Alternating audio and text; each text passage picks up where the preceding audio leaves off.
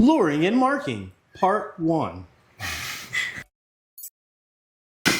You just got a new puppy. These are going to be things that we would do within the first month of having those dogs. And it includes crate training, creating a potty routine with your dog, teaching the dog a lure, building confidence, and building a relationship with the dog. Stan Smith from Iron Sharp K9.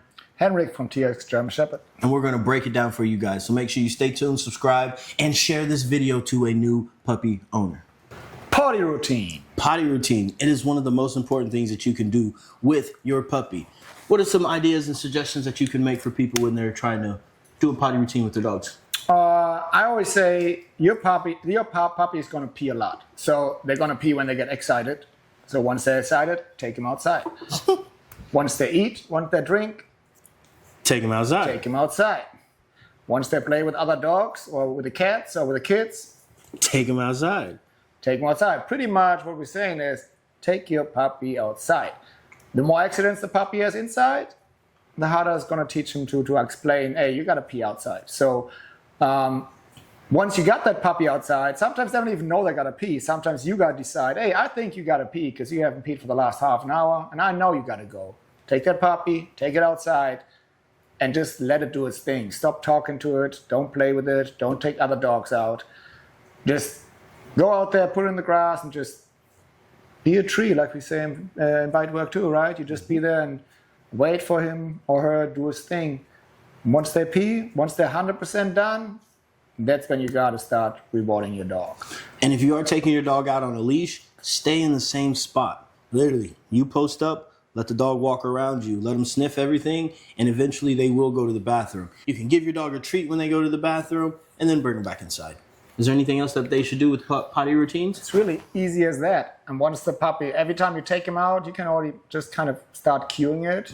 Let the puppy know, let's go potty, something like this. So the puppy learns, hey, potty means going outside. And another thing to remember, if your dog has access to water and access to food all the time, then they're always going to have those frequent bathroom breaks. So if you regulate when they get the water, when they get the food, 15, 20 minutes after they've drank or ate some food, take them outside. Another thing to think about is when you are having a puppy, if it's raining outside, this is a very important time. Make sure you put your dog on a leash, take him out there. You can have an umbrella if you want, but your dog has to learn to go to the bathroom in these different environments. Because if not, when he gets older, if he's never gone out in the rain, he may leave it on your sofa or your floor right by the back door. You're going to clean it up and he didn't have to go outside. So take your dog out into these environments, rain, hail, sleet, snow, even a thunderstorm. Sometimes they even tell you already, even though they're only a few weeks old, they might even tell you, hey, I need to go outside. Some puppies do that. So don't ignore the puppy. Every time he sits at the door, just open the door, let him outside. Give him the chance to pee outside. The next thing that we would do with the dog is going to be teaching them the crate is a good place. And how you're going to do that is you take some treats, you toss it in there, the dog gets in there, they get reward, you close the door behind them, and then you open it and you give them a release command to come out. You give them freedom to come out.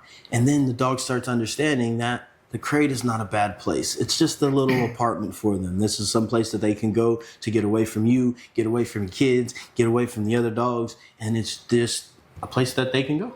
It should be a safe place for the dog. The dog should not feel trapped in a crate. I like to feed my dogs actually in the crate when they're little. You and me both. The whole food, all the bowls, everything is going to get fed in the crate. And then when they're first super little, the door just stays open. So the dog is not afraid to go in there. If you immediately put the puppy in there, close the gate, close the door, and then go to bed and let the puppy be in there all night long, he's not going to like the crate. And it's going to be a long night. So, because puppies can cry for how long? Yep. All night long. And with that being said, if your puppy does cry, you have to let him cry. If the dog cries for an hour, you let him out after an hour, then the dog starts learning, okay, I just have to do it until this point. You gotta let them figure it out on their own. There's a couple things that you can do. You can put a speaker in there and play some calming music, thunderstorm sounds, rain, those kind of things for the dog. You can also put a blanket over the crate so the dog can't see out, and it starts being understanding that, hey, I just need to chill out. So those are a couple of tips that you can do to get your dog to be more comfortable while they are in the crate. And never open the crate when the dog is crying or is going crazy in that kennel. Just wait until he calms down at least.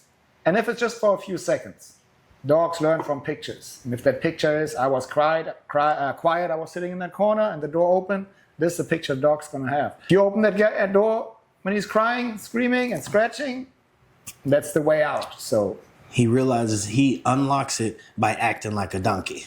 And he's like, hey, I might have to try harder.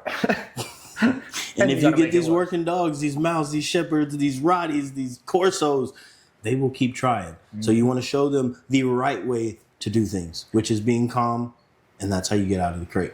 The next thing we were going to do is start introducing markers to the dog. And a marker is the dog is doing something right. If they continue to do that behavior, the reward is going to come. We're going to be using clickers, and we're going to be using verbal markers as well. And we're going to show you those things. Yeah, clear communication. That's pretty much what it's about.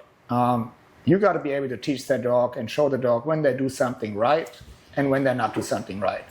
The clicker is an awesome tool. Verbal markers is the same principle, but the clicker is emotionless. It's always the same sound. It's a lot easier for the dog to understand. Hey, this is what gets me something. Hey, I did good. However you want to use that clicker. And we're going to teach you or show you how we're going to use the clicker. And what's going on here is when the dog is performing the action, he clicks and marks the behavior, and then he pays the dog. Yes. We want him paying attention, so he is. Yes. You mark it, and then you pay. The click doesn't mean the command is over. The click means you're doing the right thing. Continue to do it, and your reward will come to you.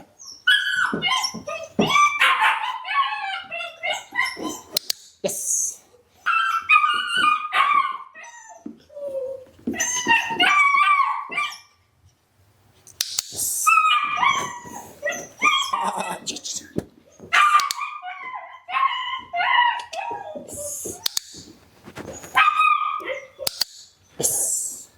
The reason why I like using the clicker, because if you have these high drive dogs like these Mouse, these Shepherds, you don't want to take the drive out by correcting them a lot. So when the dog offers a behavior, you're going to click and mark it. So say we're trying to get the dog to jump on this bench right here. If he puts one paw on there, we're going to click and mark. If he puts the second paw on there, we're going to click and mark. Then the third time, he has to put either 3 or 4 paws on this bench before he can get that reward. So we're motivating him and showing him you're doing the right thing. You keep trying, you keep progressing, you are going to get that reward.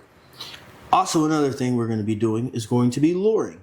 And a lure is a method of teaching your dog how to move their body, how to be around your body and your positioning, and getting them in the sits, the downs, spinning, and it's just simply showing the dog exactly where we want them to be. So when you're holding the treat, you want to have it in the palm of your hand so the dog's muzzle is trying to get up in there, and you want to cover the treat with your thumb. And he's going to show you what that looks like. And now that dog's muzzle can be right in there. And when you're luring the dog, you want to keep your hand very, very close to the puppy's nose.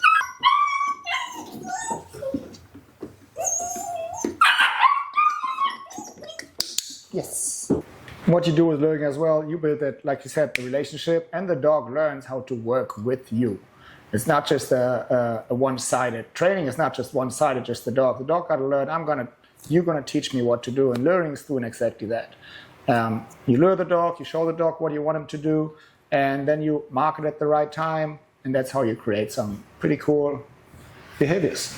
Building confidence. How we're going to build confidence is we're going to be exposing the dog to a lot of different situations, whether it's the vacuum, bottles and cans that are going to be making noises, different surfaces. We're going to make sure the dog gets exposed to a lot of these different things, and we're going to be using the lure and the marker to show them you're doing the right thing in these different situations. You got to put a lot of time and effort actually into those kind of things, socialization and building confidence, especially when they're young. I would say it's at least the first 6 months of this puppy's life.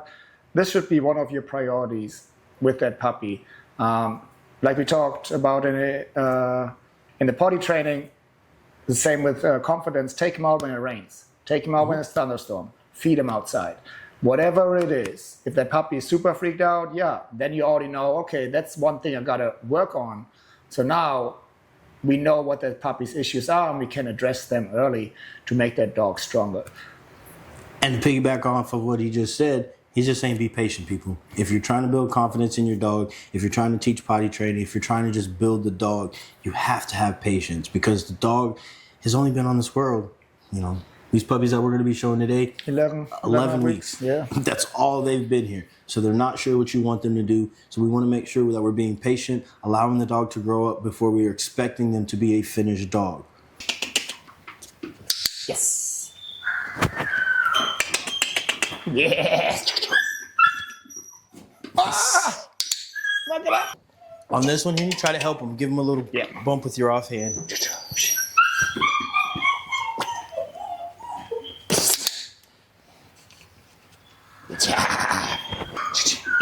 Oh, so close. Yes. Yes. Good job. Good boy. Wait. Yes. Good job. He tried to jump over it. I know. Come on. Yeah. Good job. Let's see. He'll probably jump up all the way now. Yes. Be a team with your puppy. Don't just throw him in situations and let him figure it out themselves. And something that might be the right thing to do, but if the puppy is really scared and afraid, you might go the opposite way. So work with that puppy. Be a team. And that goes into the fifth thing that we would say you should do within the first month of owning your dog. Building a bond. Building a relationship with the dog. By far, one of the most important things that you can do. It's going to be more important than a recall, than bite work, than obstacles, is you having a relationship with the dog. And what does that look like? You have to spend time. So if you're sitting down watching TV, spend the time with your puppy. Cuddle. Have them up there. Interact with the dog. Play with your dog. Let your dog understand that you value them, one, you appreciate them doing things for you, two, and third, you actually like them. That's why you got them. Nothing beats time. There's no fast track to it. You have to allow the dog to grow up. You have to spend the time. You have to put in the reps. There is no cheat code to getting a finished dog. Within the first month, take your time, figure out your dog, watch their behaviors, figure out their mannerisms, let them develop a personality. You don't want to be a helicopter parent where you're now allowing your dog to jump off the couch and investigate and climb over things. You don't always want to be super hard, because if you take that adventure curiosity out of the dog, then they're never going to have it. So allow your dog to grow up. Don't be overly harsh on corrections. Teach, train, test. Anything else? No, I think we hit it all. So we're going to be doing another series, or not another series, another part to this about the second month of having the puppy. So you guys stay tuned. We're going to keep giving you information that we've used to live better with our dogs and have people have had success by doing these things. Anything else? No, yeah, definitely stay tuned, because we're going to have at least one puppy, probably two puppies from our last litter. And we pretty much doing those videos while we are raising those puppies, and we do exactly what we were talking about right now, and we're gonna put them all on camera. Mm-hmm. So stay tuned, stay safe, stay sharp, and always just take care of your dog. Skull.